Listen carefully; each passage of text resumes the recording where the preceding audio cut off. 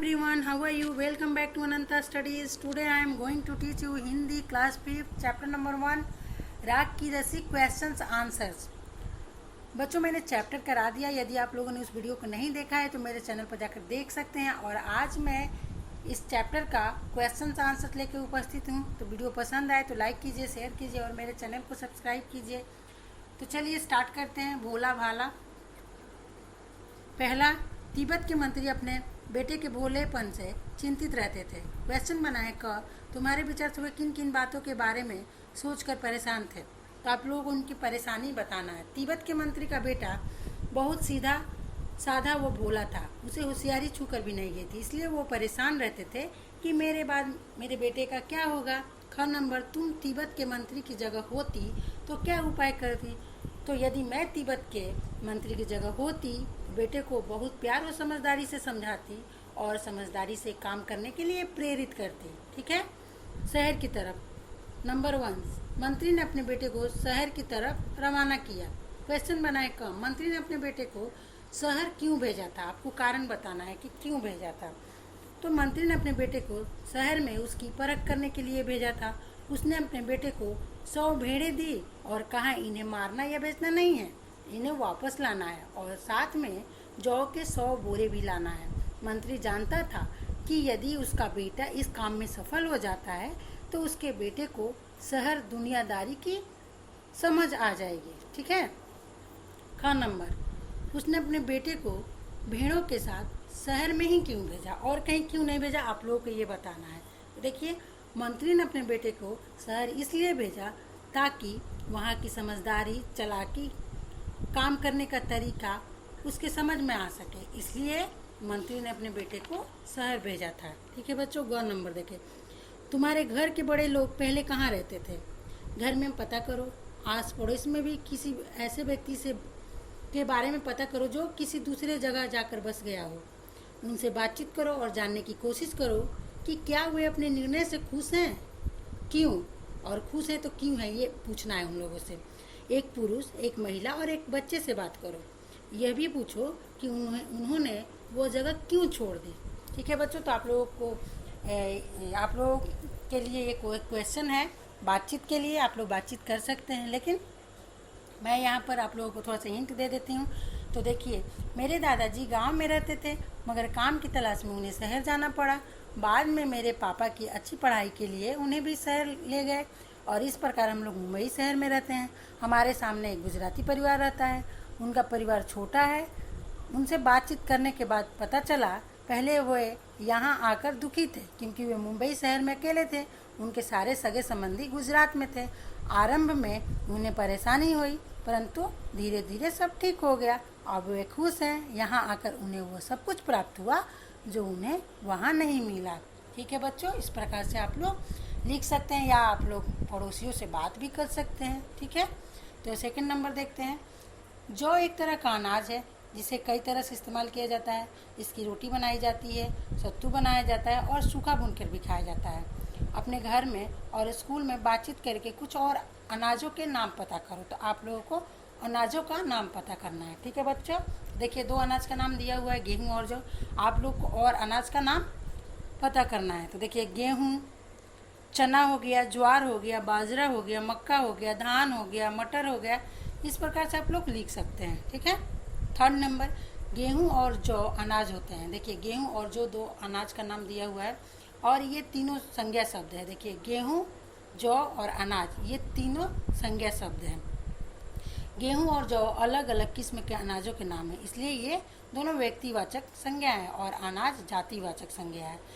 इसी प्रकार रीम झिंग व्यक्तिवाचक संज्ञा है और पाठ्य पुस्तक जातिवाचक संज्ञा है। तो देखिए बच्चों, जिसका नाम हो, जिसको नाम के द्वारा पहचाना जाए उसको क्या बोलेंगे, व्यक्तिवाचक, और जिससे पूरे जाति का बोध हो उसको जातिवाचक कहते हैं। जैसे देखिए, राम, राम किसी लड़के का नाम है तो ये क्या हो गया, व्यक्तिवाचक।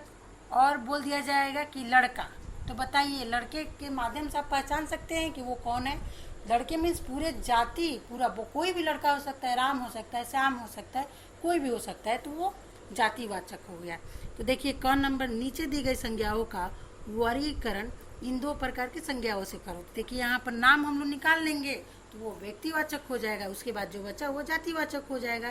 तो देखिए ले हो गया, एक जगह का नाम है, स्थान का नाम है, इसको तो ये व्यक्तिवाचक हो गया। तांबा एक धातु का नाम है, तो ये क्या हो गया, व्यक्तिवाचक हो गया। धातु, धातु में तो बहुत सारी धातुएं आएंगी, इसलिए ये जातिवाचक हो गया। खिचड़ी यह एक भोजन है, इसलिए ये व्यक्तिवाचक हो गया।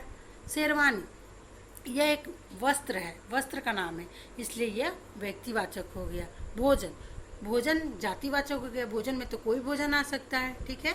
शहर, शहर जातिवाचक हो गया, शहर में तो कोई शहर आ सकता है, जैसे पटना, दिल्ली, मुंबई, गुजरात, कोई भी शहर। उसी प्रकार वेशभूषा, वेशभूषा में कुछ भी आ सकता है, जैसे कुर्ता पैजामा, साड़ी, लहंगा, कुछ भी आ सकता है।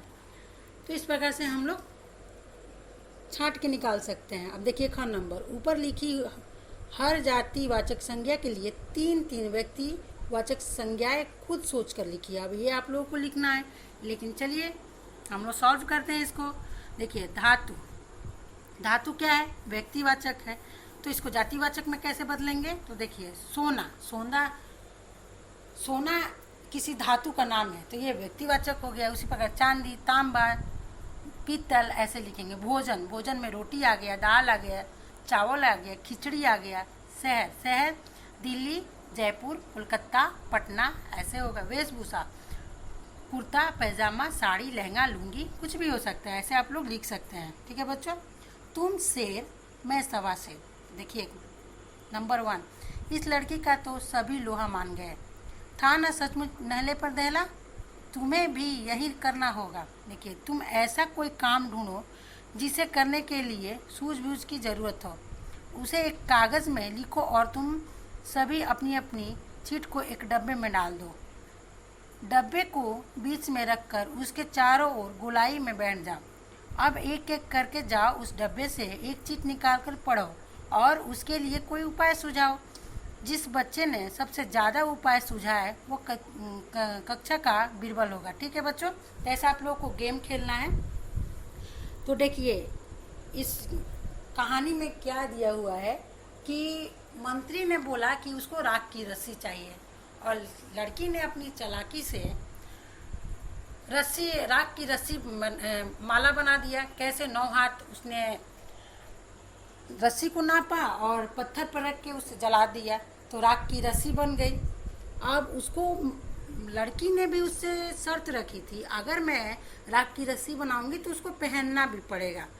तो इस प्रकार अब राख की रस्सी कौन उठा सकता है, कौन पहन सकता है, इस प्रकार लड़की जीत गई। तो नहले पर दहला था, मंत्री तो चालाक था, फिर उससे भी चालाक वो लड़की निकली।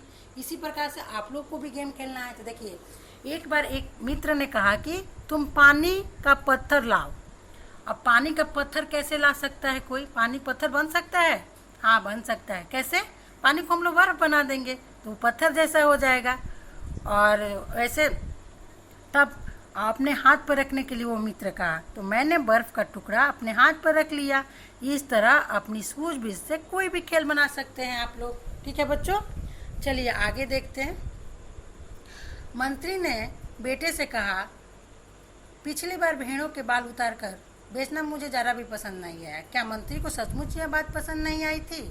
अपने उत्तर का कारण भी बताओ।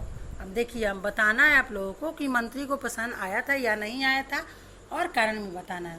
तो मंत्री को यह तो बहुत पसंद आया कि उसका दिया हुआ काम उसके बेटे ने पूरा कर दिया। लेकिन जब उसे पता चला कि यह काम उसके बेटे ने किसी की मदद से किया है तो उसे बहुत दुख हुआ, क्योंकि वो तो अपने बेटे को चालाक और होशियार बनाने के लिए काम दिया था, लेकिन उसने किसी का मदद ले लिया, इसलिए उसको दुख हुआ।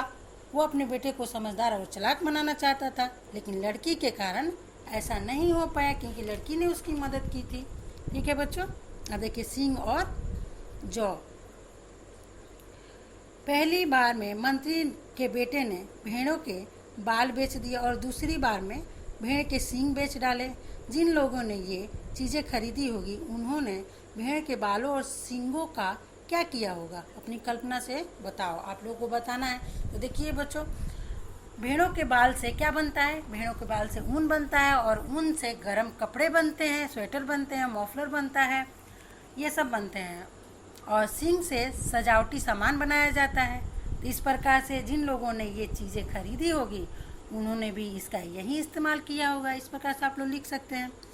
बात को कहने के तरीके, अब देखिए पहला नंबर दिया हुआ है यहाँ पर, नीचे कहानी से कुछ वाक्य दिए गए हैं।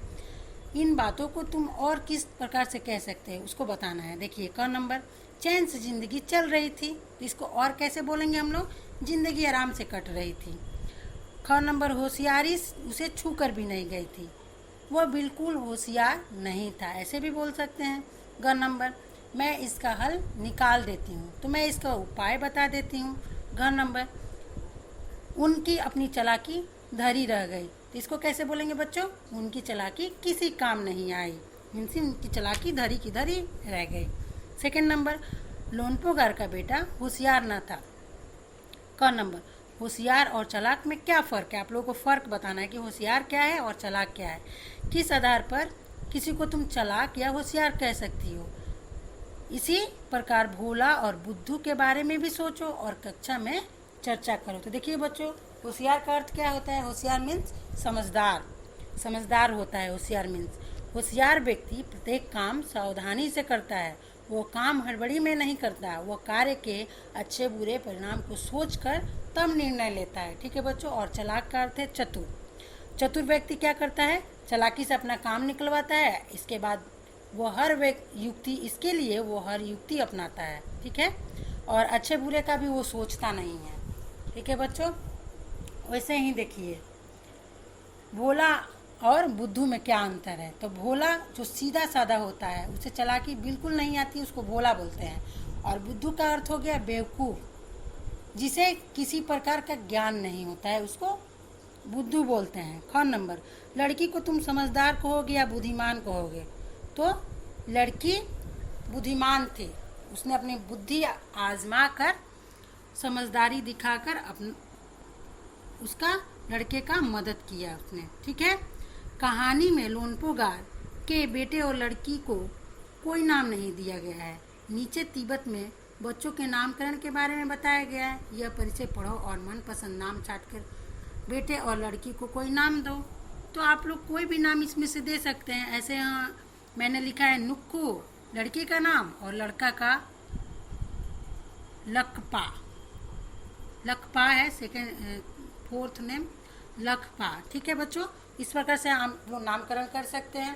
तो बच्चों वीडियो यहीं पर समाप्त होती है। वीडियो पसंद आए तो लाइक कीजिए, शेयर कीजिए और सब्सक्राइब कीजिए। मिलते हैं नेक्स्ट वीडियो में, तब तक के लिए बाय बाय।